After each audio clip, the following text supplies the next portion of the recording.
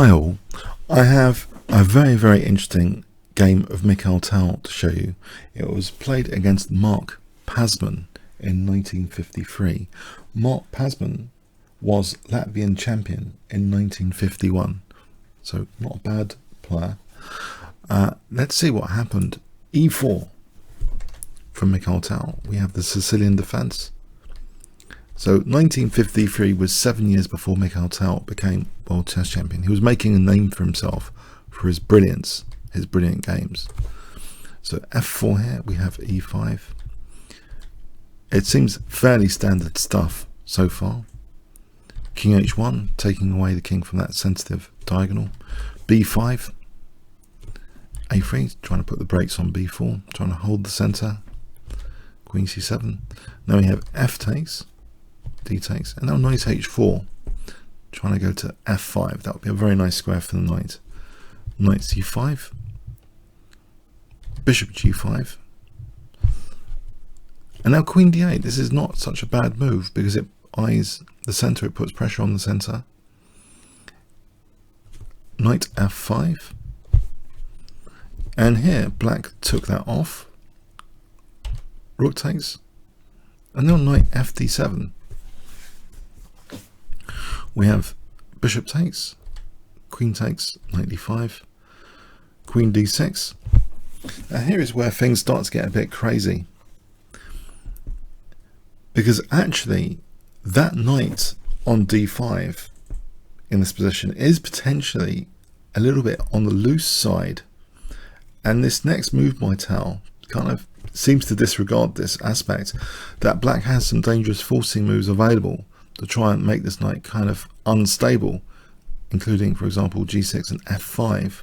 And in fact, this move just casually seems to walk into these possibilities in an outrageous manner, actually, because we have g6.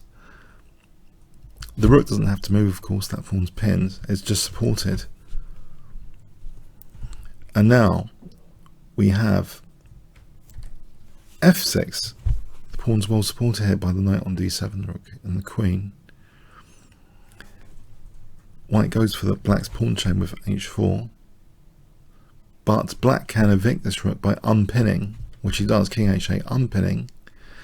And now here is the really outrageous disregard, in a way, for the knight on d5, because if white wanted to make sure the knight on d5 was protected, Mikhail Tal would play this move to be able to answer f5, which undermines the knight, with queen e2.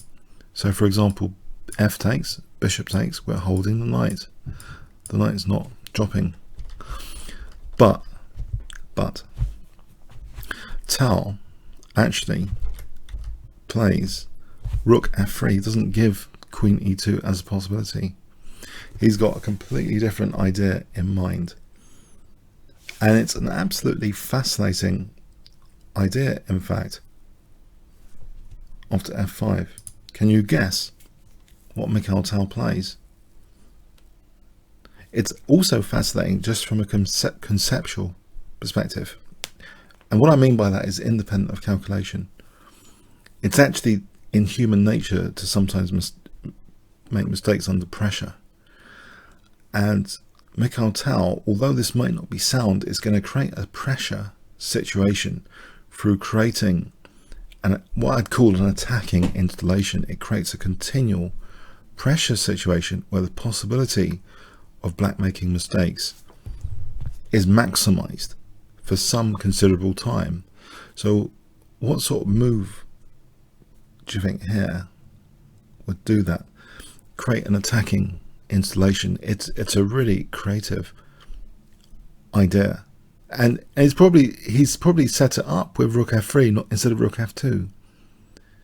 This idea, more deliberate, one would think, one would hope that this was deliberate. So if I give you 5 seconds here, what would you play with white if you're Mikhail Tal?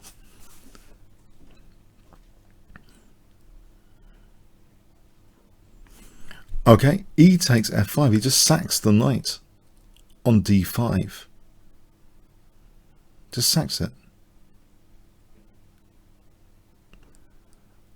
Now, black did take the knight immediately. And we have f takes g6, which seems to threaten immediately g7 check. But surely black can parry this g7 by taking on f3, which is what he did. g7 check, king g8. And then here there's another immediate disaster concern in the position that if white plays rook takes f3, doesn't he walk into e4 from black? If rook takes f3, e4, how is this good for white? It seems pretty unpleasant. So, in fact, Mikhail Tal continues the concept of, I would say, an attacking installation of pawns, in fact, which does cost a little bit in terms of material, of course. Can you guess what white plays in this position if I give you 5 seconds, starting from now?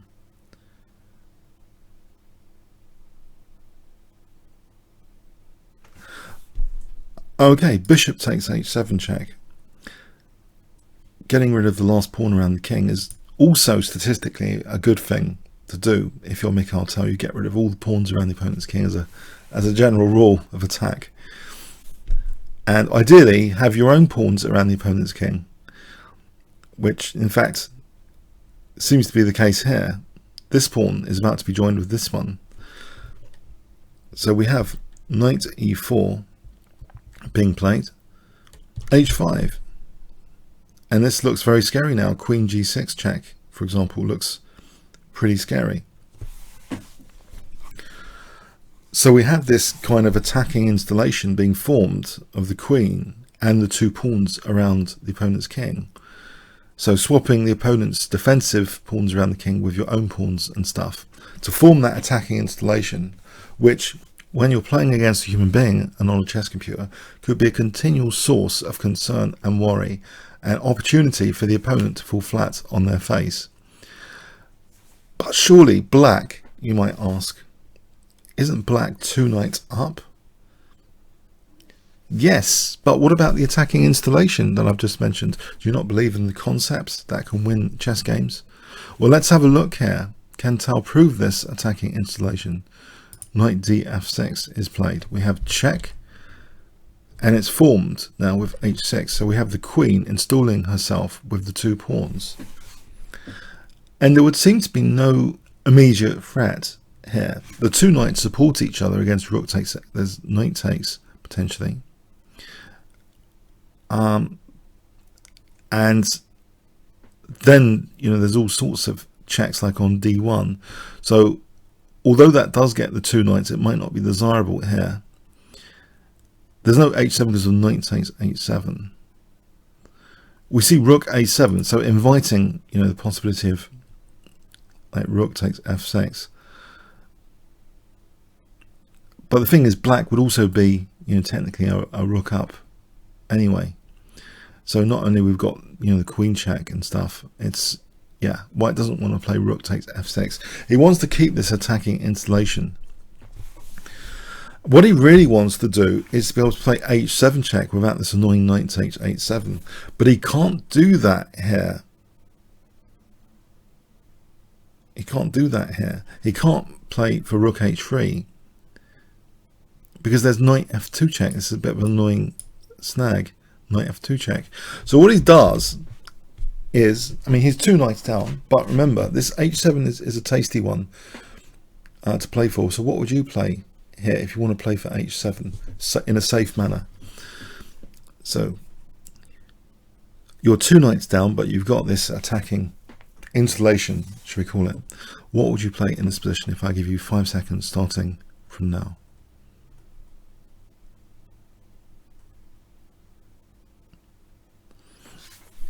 Okay, king h2. Yeah, it just means that rook h3 without the annoying knight f2. Then we can have h7. But you might think, surely black can hold up the h7 square in that case. Now, here black did go wrong. This is actually a bad move. black should try and put the queen on the dark squares to try and be a nuisance as much as possible in this position. And with e8 held by the knight, it seems possible actually the queen might be able to play queen here, queen here. So we have, for example, the check and things like knight g5 after, at the very least, which holds up h7 with both knights and the king. But black didn't play that. Black played rook e7, and that wasn't exactly a long time for the installation to cause a major issue of concern, an overload, a trade-off scenario where black's trading off control of some squares critically for control of other squares. Because after rook h3, this is really dangerous now. Because the white queen was on a light square, there's no check, there's no knight coming to g5 to rescue the situation in a neat way. This is a trade-off, because in the knight blocking now h7, it's another escape square of the king cut off. So not only these pawns are cutting off two escape squares here, this one's been taken away. And in fact, the rook is not even on the first rank here. So white play, and actually this is now a winning position, already a winning position, just with this attacking installation. Can you see what white can play here if I give you 5 seconds?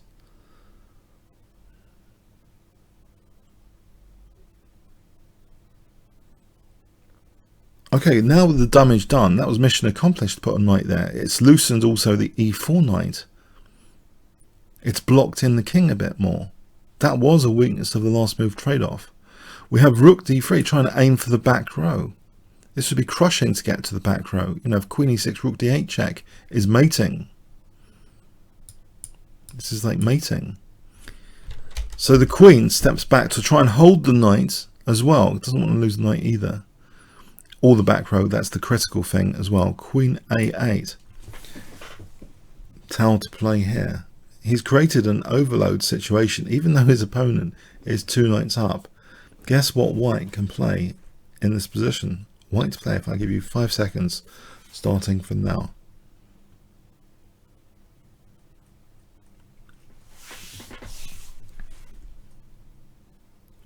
Queen takes, trying to distract the queen away from the back row.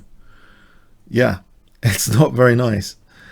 Black doesn't want to just accept that he's lost another knight here, because this would be rather painful, to say the least. This scenario. You know, if queen e8, then the torture can continue with things like queen d5 check. And if here, I mean, there's all sorts of ways to continue torturing black here. For example, rook f3, and black is kind of in a virtual zugzwang here almost. This is like a variation I've checked earlier. If knight g5, we can actually do this and just use the installation for maximum torture. Come around with the rook to be able to play rook d6, and then rook d8 will be threatened. So even though like black, you might think a knight up, it becomes actually a helpless position. So black actually took the queen. He didn't want to just play queen e8 to try and defend against queen d5 check. He took the queen off, allowing this check. And alas, now we have this pawn promotion, and the king's driven up the board now. Check until here, g3 check. This is starting to be a loose queen now on e4. The queen is actually won now with rook d3 check. Queen takes d3, and with this, I believe black either resigned or ran out of time, but it's actually a lost position here in any case. So white has a winning position now, materially and everything. Okay, yeah, what do we say about this game? Was it sound? Not particularly. Did it work? Yes. Another interesting question, why would such a thing work? My only explanation, and you might dispute this, is that White set up basically what I call an attacking installation around the opponent's king. He swapped defensive pawns around the opponent's king for his own pawns, and that's actually quite dangerous, apparently. Even if you're 2 knights up, it's still quite dangerous, apparently, in practice. Comments or questions on YouTube? Thanks very much.